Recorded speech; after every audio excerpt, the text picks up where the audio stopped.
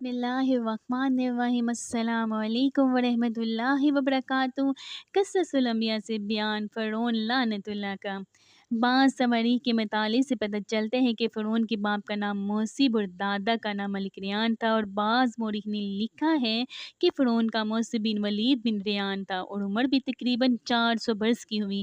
اس عرصے میں وہ کبھی بیمار نہ ہوا تھا اور نہ اس کے سر میں درد ہوا تھا، اور نہ کوئی غنیم اور دشمن اس پر غالب ہوا، اور فرعون بھی اس کو اس وجہ سے کہتے ہیں کہ اس نے خدائی کا دعویٰ کیا تھا۔ اللہ تعالیٰ فرماتا ہے، ترجمہ: کہا فرعون نے لوگوں سے، میں ہوں تمہارا رب، سب سے بڑا اور اونچا۔ پس پکڑا اس کو اللہ تعالیٰ نے سزا میں پچھلی اور پہلی کی، اور آخرت میں بھی عذاب ہوگا، اور اس نے دنیا میں بھی عذاب پایا، اول اچھا تھا۔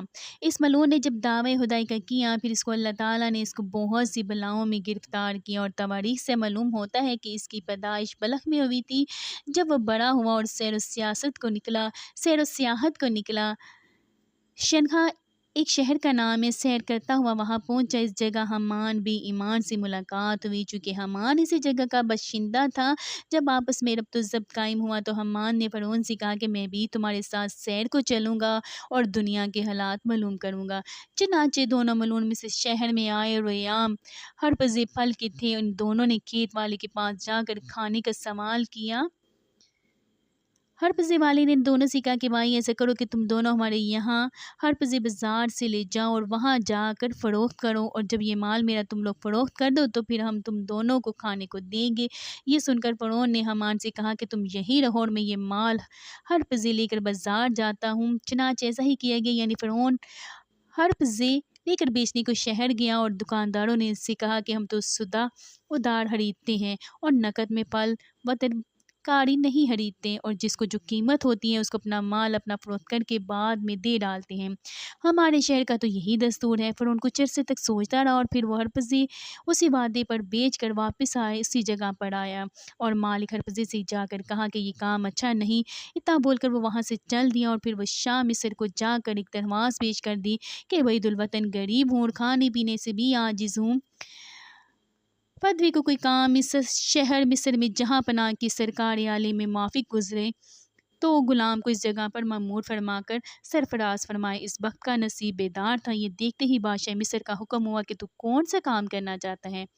وہ بولا، دروگی مقبرہ اس کی چاہتا ہوں کہ بے اجازت میری کوئی وہاں مردہ نہ گاڑنے پائے۔ یہ سن کر بادشاہ مصر نے اس کو گورستان کے دروگی دے دی۔ تب دروازے پر گورستان کے جا بیٹھا۔ قضاء الہی سے ایسا ہوا کہ اسی سال میں مصر میں وبا پھیل گئی اور بہت آدمی مرنے لگے۔ فرعون نے جب یہ دیکھا تو اس نے ہر ایک لاش کو وارثوں سے ایک ایک درہم سونے کا لینا شروع کر دیا۔ اس طریقے سے تھوڑے ہی دنوں میں اس کے پاس بہت سا روپیہ جمع ہو گیا۔ پھر اس روپے سے مکربان بادشاہ کو دے کر تمام شہر کی دروگی لے لی، اور شاہ مصر اپنے جہل سے اس کو پیار کرتا اور خلعت بھی دیتا۔ اتفاقاً قضاء الہی سے وزیر مصر مر گیا، اور اس کے بعد فرعون ہی کو بادشاہ مصر نے وزیر مقرر کر دیا۔ اس وقت فرعون نے حمان سے کہا کہ میں چاہتا ہوں کہ میں خدائی کا دعویٰ کروں تاکہ ساری مخلوق مجھ کو اپنا معبود جانے اور میری پوجا کرے۔ یہ سن کر حمان نے اس سے کہا کہ اگر تو خدائی چاہتا ہے تو یہ کام آہستہ آہستہ کر کے سب سے پہلے تو مخلوق اپنے ہاتھ میں لے لو۔ فرعون نے کہا، ایسا کرنے کو کیا تدبیر ہے، کیونکہ تمام لوگ تو اس وقت یوسف یعقوب کے دین پر مستحکم ہیں، کس طرح ان کو اپنا بناؤں، آخر اس کی کیا تدبیر ہو سکتی ہے؟ حمان اس بات کو سن کر کچھ دیر سوچتا رہا، پھر یہ تدبیر ٹھہرائی کہ بادشاہ مصر سے درخواست کر کے میں چاہتا ہوں کہ ایک برسک مصر کی ریت کے واسطے خزانے سے مفت فرمائشیں پوری کی جائیں، اور فدویٰ اپنی طرف سے سرکاری خزانے میں ایک سال کا جو کچھ خرچ ہوگا دے گا۔ بادشاہ نے کہا کہ میں یہ نہیں چاہتا ہوں کہ تمہارا نقصان ہو اور میرا نفع۔ اچھا، میں اجازت دیتا ہوں کہ اس سال کا جزیہ ریتوں پر تیری خاطر سے معاف کیا۔ فرعون نے جواب دیا کہ میں نہیں چاہتا کہ سرکار عالی کا خزانہ کسی طرح کم ہو۔ پس بادشاہ نادان اور کم فہم تھا، فرعون کی خاطر ریتوں سے ایک سال کا جزیہ نہ لیا، اور کہا کہ اپنے دل کی مراد پوری کرو۔ تب فرعون نے اپنے دیوان اور خزانچیوں کو بلا کر پوچھا کہ مصر کا جزیہ ریتوں سے کتنا وصول ہوتا ہے؟ وہ سب بولے کتنا ہوتا ہے؟ پس فرعون نے روپیہ اپنی طرف سے حمان کے ہاتھ بادشاہ کی سرکاری میں داخل کر دیا، اور مزید 200 برس کی معافی کے واسطے بھی ہم نے سرکاری عالی میں عرض کی کہ سو وہ بھی قبول ہوئی۔ پھر تمام رعایا مصر کی یہ بات سن کر بہت خوش ہو غریب و مساکین جتنے تھے سب نے فرعون کی ترقی کے واسطے دعائیں کی اور سب کے سب اللہ کا شکر بجا لائے۔ بس 3 سال کا جزیہ موقوف ہونے سے مصر کی رعایا کو فراغت ہو گئی اور پھر چند ہی روز کے بعد بادشاہ مصر خود اپنی موت مر گیا اور کوئی بھی اس کا والی وارث نہ تھا جو اس کے تخت شاہی پر بیٹھے۔ چنانچہ بادشاہ مصر کی تجہیز و تکفین کے بعد 3 دن تک تعزیت کی گئی اور چوتھے روز تمام شہر کے لوگ قاضی، مفتی، عالم، فاضل، امراء و غربا، چھوٹے بڑے سب بادشاہی درباری میں حاضر ہوئے اور کہنے لگے کہ بادشاہ کے تخت پر کس کو بٹھانا چاہیے، کیونکہ ولد پہ سر بنا شرط، چونکہ مصر کے لوگوں نے فرعون سے نیکی دیکھی تھی کہ 3 برس کا خزانہ مصر کا معاف کیا تھا اور اپنے پاس سے 3 برس کا روپیہ بادشاہ کو دیا تھا، اس لیے سب اس سے خوش تھے۔ یہ خیر ہوا ہی دیکھ کر سبوں نے اس فرعون مردود کو تخت پہ لے جا کر بٹھا دیا۔ جب یہ ملعون مصر کا بادشاہ ہوا اور پھر اس حامان بے ایمان کو اپنا وزیر بنایا، اس کے بعد کہنے لگا کہ اب ملک مصر پورا ہمارے ہاتھ میں آیا ہے، یعنی ہم اس ملک کے بادشاہ مقرر ہو گئے ہیں۔ حامان سے اس نے کہا کہ اب کوئی ایسی تدبیر کرنی چاہیے کہ تمام ملک مصر کے باشندے اور تمام خلائق مجھ کو خدا کہیں اور مجھ کو ہی معبود جانے اور میری پرستش کریں۔ اس کے مقرر کردہ وزیر حامان نے فرعون ملعون کو یہ صلاح دی کہ پہلے مصر میں یہ حکم دیا جائے کہ اس وقت تمام علماء و فضلہ جتنے بھی ہمارے کلموں میں درس و تدریس دینے پائیں وہ اپنے تمام تدریسی سلسلے کو بالکل ختم کر دیں اور اس تدبیر سے آہستہ آہستہ لوگ اپنے دین سے بے خبر ہوتے رہیں گے اور جو آئندہ پیدا ہوں گے وہ سب کے سب بغیر علم کے جاہل ہوں گے۔ اسی طرح آہستہ آہستہ اپنے دین سے برگشتہ ہو جائیں گے اور یہ حامان کی سن کر فرعون ملعون نے اپنے ملک مصر میں تعلیم و درس و تدریس کا سلسلہ موقوف کر دیا کہ میرے اس ملک میں کوئی بھی نہ علم سیکھنے پائے، فوراً درس و تدریس کو بند کر دیں ورنہ ہم ان سب کو قتل کرا دیں گے۔ فرعون بادشاہ کا یہ حکم سن کر اس کے قتل کرانے کے خوف سے سب نے درس و تدریس کا سلسلہ موقوف کر دیا اور بالکل لکھنا پڑھنا چھوڑ دیا۔ چنانچہ چند ہی روز گزرے تھے کہ سارا ملک جاہل بن گیا اور اپنے حقیقی اللہ کو بالکل ہی بھول گئے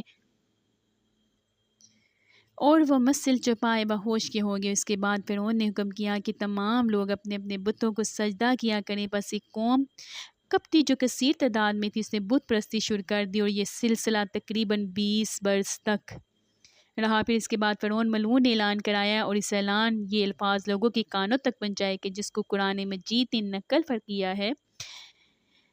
ترجمہ: پس لوگوں کو جمع کیا، پھر ان لوگوں سے کہا کہ میں ہوں رب تمہارا سب سے بڑا اور بلند۔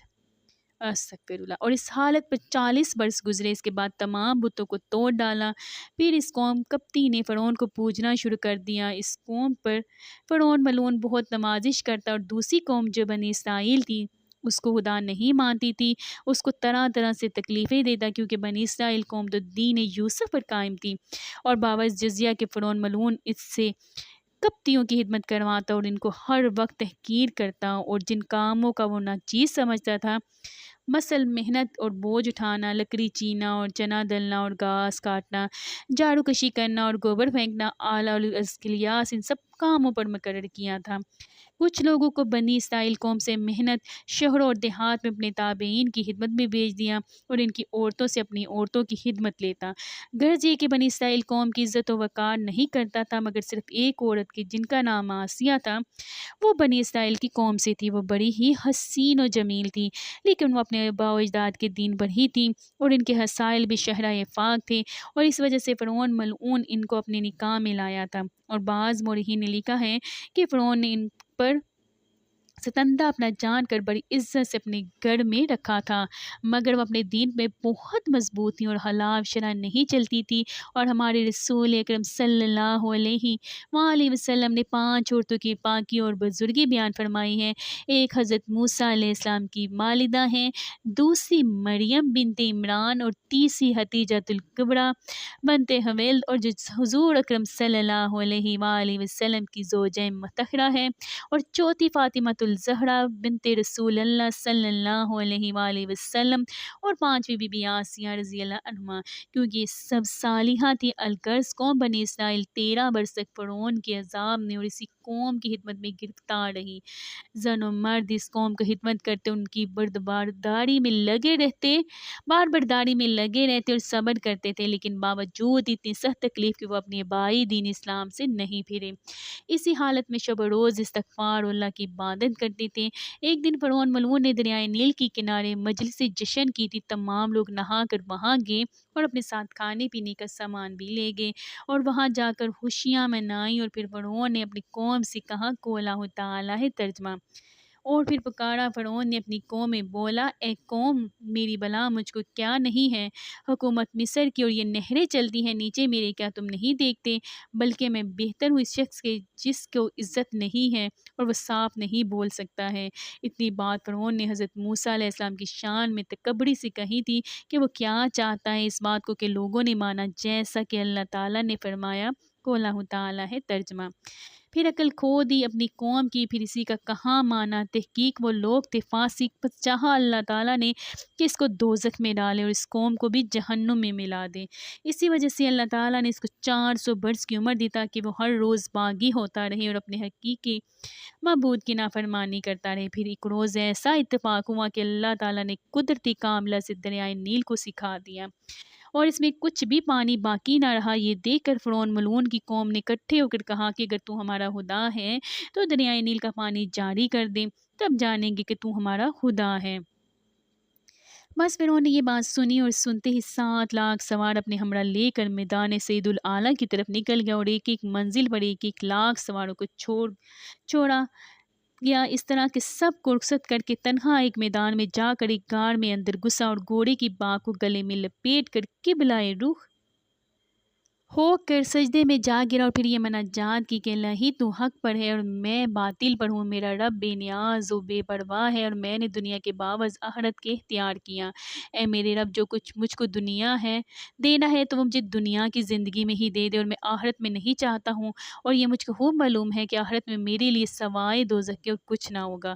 جب فرعون نے اللہ کی درگاہ میں یہ دعا و مناجات کی تو اسی وقت ایک شخص غیب سے آیا اور اس غار کے منہ پر کھڑا ہو گیا اور فرعون سے کہنے لگا کہ میں ایک شخص کی شکایت تمہارے پاس لایا ہوں، تم اس کا انصاف کرو۔ یہ سن کر فرعون بولا تو یہاں کیوں آیا ہے؟ یہ جگہ تو انصاف کی نہیں ہے، کل دربار میں آنا، وہاں میں اس کا انصاف کر دوں گا، اور اس وقت تو یہاں سے چلا جا۔ پھر وہ بولا کہ تمہارا ہمارا انصاف یہی ہے، کر دو، اور بغیر انصاف کرائے ہم یہاں سے نہیں جائیں گے۔ چنانچہ یہ مکالمہ ہو ہی رہا تھا کہ ادھر دریائے نیل کا پانی جاری ہو گیا، نیل پھر بڑھ گیا۔ یہ دیکھ کر فرعون نے بہت خوشی محسوس کی اور اسی خوشی کے عالم میں وہ اسی شخص سے کہنے لگا، اے نوجوان، تم کیا چاہتے ہو؟ اس کے پوچھنے پر اس نوجوان نے فرعون سے کہا کہ جو بندہ اللہ تعالیٰ کی نافرمانی کرے، اس کے حکم کو بھی تسلیم نہ کرے اور اللہ کا دوست اس پر اپنی مہربانی کرے تو تم مجھ کو یہ بتاؤ اس بندے کی کیا سزا ہے؟ فرعون نے جواب دی کہ اس بندی کی سزا تو یہ ہے کہ اس کو دریائے نیل میں ڈبو کر مارنا چاہیے۔ اس نوجوان نے یہ سن کر کہا کہ بہت اچھا، آپ اس کو مجھے لکھ کر دے دیں تاکہ یادداشت رہے، اور کل بندہ آپ کے دربار میں حاضر ہوگا، آپ کے حضور میں اظہار کرے گا۔ فرعون بولا کہ بھئی یہاں تو دوات قلم و کاغذ نہیں، میں کس طرح لکھوں؟ اس نوجوان نے کہا کہ میں دیتا ہوں، تم لکھو۔ پھر فرعون نے اس غار کے اندر بیٹھ کر خوشی سے لکھا کہ جو بندہ اپنے اللہ تعالیٰ کی نافرمانی کرے گا اور اس کا حکم نہ مانے، اور اللہ تعالیٰ ان سب اس کو ہر طرح سے ارام دی تو اس بندی کی کیا سزا ہے؟ تو اس نے لکھا اس بندی کی سزا یہ ہے کہ اس کو دریائے نیل میں ڈبو کر مارا جائے، اور اسی طرح یہ دستاویزات لکھ کر اس نوجوان کے حوالے کی، اور اس نے نہ جانا کہ وہ نوجوان کون تھا، اور وہ نوجوان یہ دستاویز لکھوا کر نظروں سے غائب ہو گیا۔ وہ در حقیقت حضرت جبرائیل علیہ السلام تھے۔ پھر اس کے بعد ایک آواز آئی کہ اے فرعون، دریائے نیل کو میں نے تیرے حکم کے تابع کیا، تو جب حکم کرے گا اس کا پانی تو کھڑا رہے تو وہ پانی تیرے حکم سے کھڑا رہے گا، اگر تو کہے گا کہ پانی تو جاری ہو جائے تو وہ جاری ہو جائے گا، الغرض وہ تیرے فرمان کے باہی نہ ہوگا۔ تب فرعون نے یہ سن کر اور خوش ہو کر اس میدان سعید الاعلیٰ سے اپنے گھر چلا آیا اور دریائے نیل کی طرف کو جس طرح وہ کہتا وہ اسی طرف ہو جاتا، اور اگر وہ یہ کہتا کہ پانی تو اونچا ہو کر چل تو پہاڑ سے بھی زیادہ اونچا ہو کر چلتا، اگر وہ کہتا کہ پانی تو نیچے ہو کر چل تو وہ پانی نیچے ہو کر چلتا۔ چند روز کے واسطے اللہ تعالیٰ نے فرعون ملعون کو ایسی ہی کرامت دی تھی، باوجود اس کے وہ ملعون خدائی دعویٰ کرتا تھا اور کہتا تھا، اے لوگوں، میں مصر کا مالک ہوں اور دریائے نیل بھی میرے تابع ہے، دیکھو تو پانی دریائے نیل کا بالکل خشک ہو گیا تھا اور میں نے ہی جاری کیا تمہارے پینے کے لیے۔ اہل مصر نے جب یہ کرامت دیکھی فرعون سے تو تعریف کرتے ہوئے سجدے میں گرے اور اس کی ربوبیت کا اقرار کیا۔ بولے بے شک تو ہمارا پروردگار ہے لعنت اللہ علیہ، اور ایک مکان بھی عالیشان لب دریا بنایا اور اس کا نام عین الشمس رکھا تھا، اور حوض بنا کر دریا کے پانی کی نہر اس پر جاری کی تھی، اور اس پر 4 ستون سونے کے بنائے تھے اور اس طرح بنائے تھے کہ حوض کی کنارے پر سے کوشک پر جا کر دوسری راہ نکل پڑتی تھی۔ اور اللہ تعالیٰ نے 2 درخت بھی اس حوض کے کنارے پر پیدا کیے تھے، ایک درخت سے تو روغن زرد نکلتا تھا اور دوسرے درخت سے روغن سرخ۔